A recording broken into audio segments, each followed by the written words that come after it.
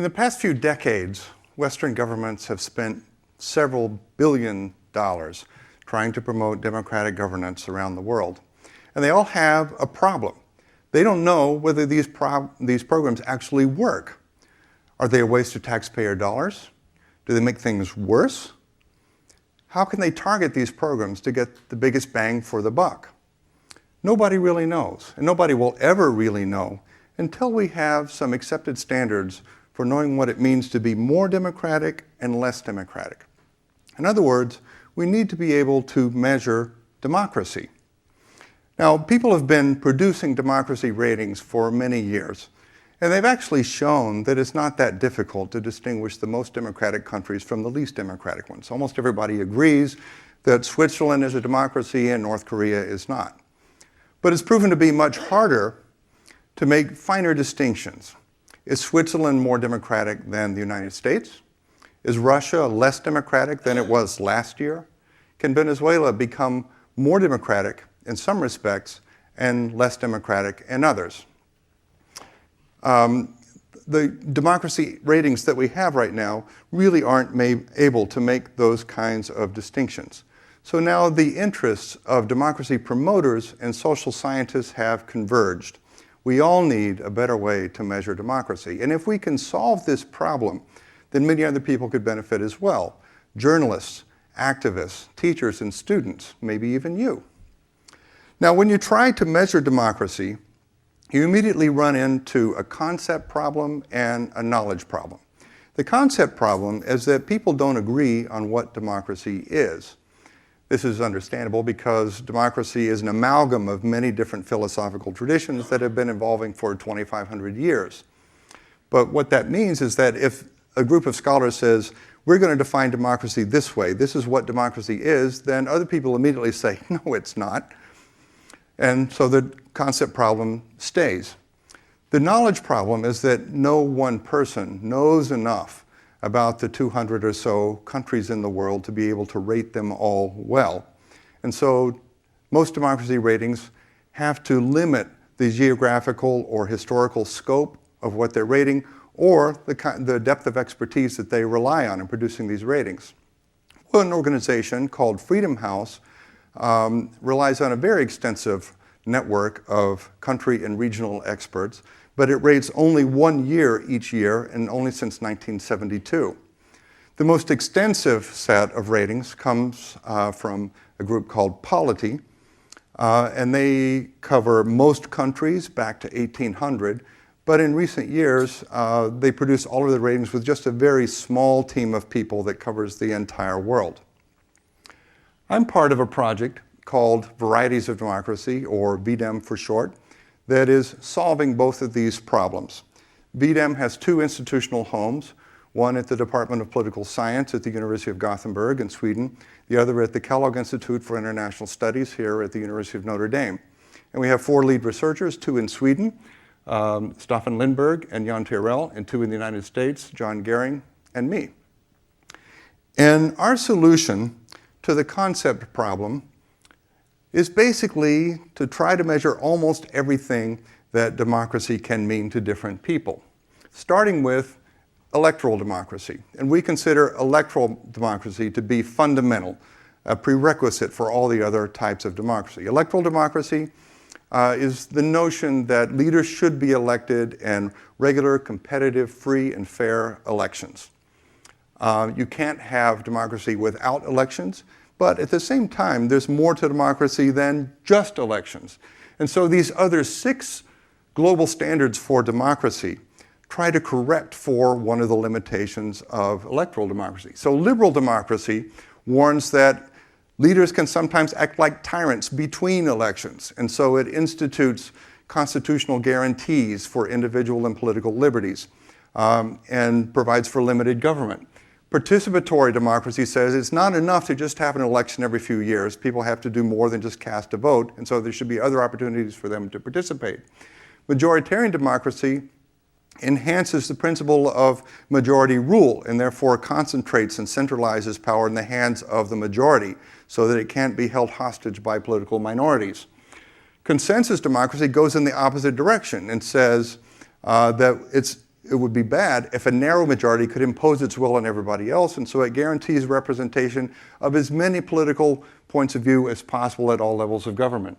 Deliberative democracy requires leaders to listen respectfully to citizens and to explain their reasons for the decisions that they make. So they have to do more than just win elections by making empty promises. And finally, egalitarian democracy says that elections can't be truly free and fair unless citizens have the material resources and the knowledge to participate as empowered, autonomous, free and equal citizens. In order to measure these concepts, we turned to a larger team that has expertise in all the variety of democratic institutions. And together, we defined the more specific concepts that one would need to refer to measure democracy. Starting with these 7 basic principles, we disaggregated them into the components of those 7 principles, and then the subcomponents of the components, and then the sub-subcomponents, and so on, until we ended up with hundreds of the most basic elements of democracy that we could measure. Now, I know you can't read the fine print on the screen, but the point is that there are hundreds of these things.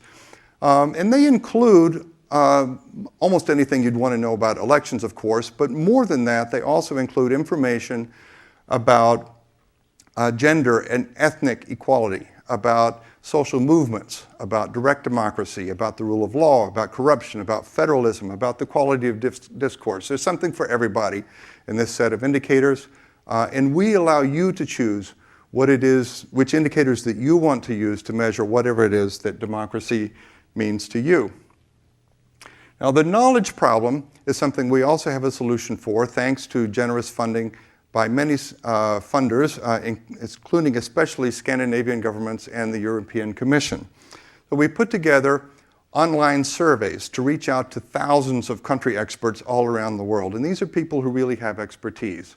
90% of them have a doctoral or master's degree, and more importantly, the typical country expert has lived in country for nearly 30 years.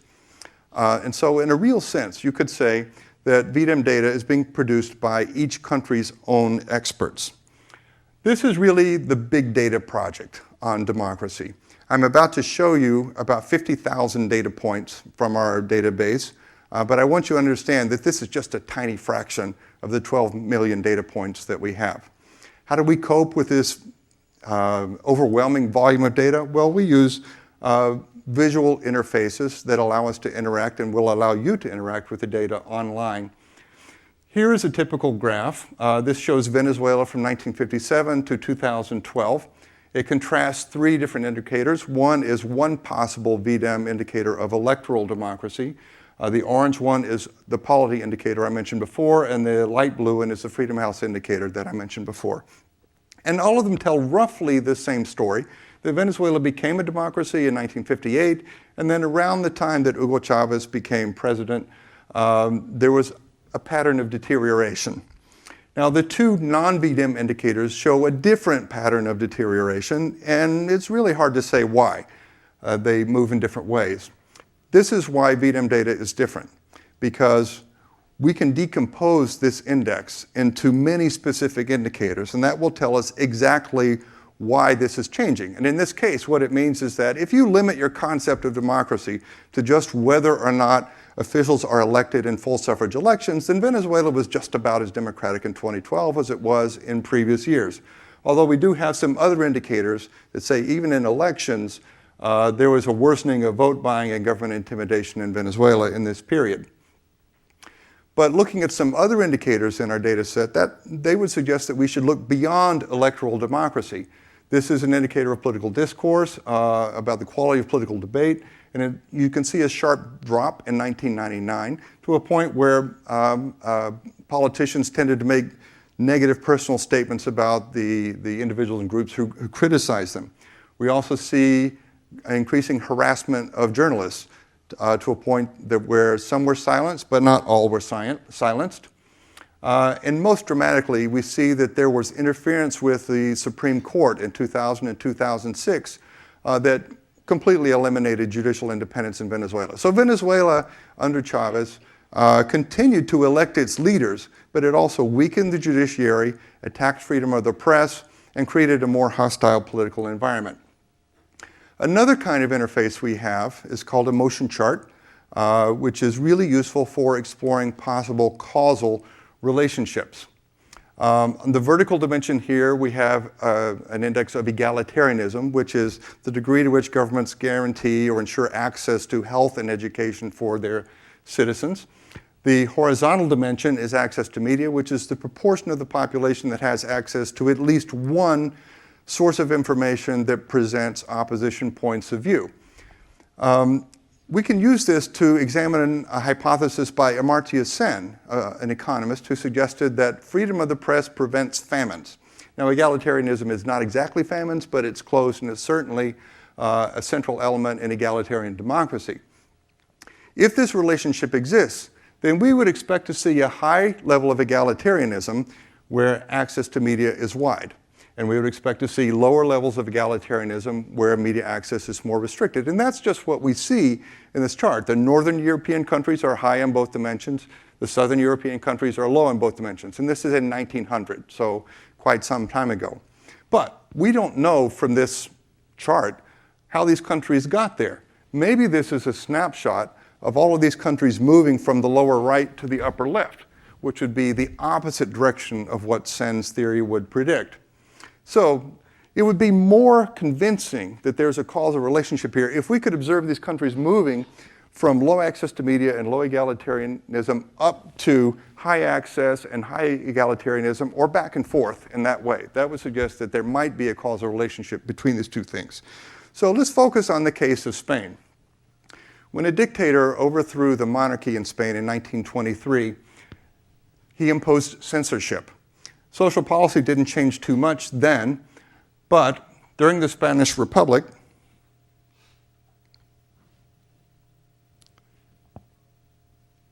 sorry, my clicker's not working. There we go, okay. In the Spanish Republic in the 1930s, access to media expanded, and so did access to health and education. Then, after the Civil War, during the Franco dictatorship, Spain reverted to authoritarianism and conservative social policy.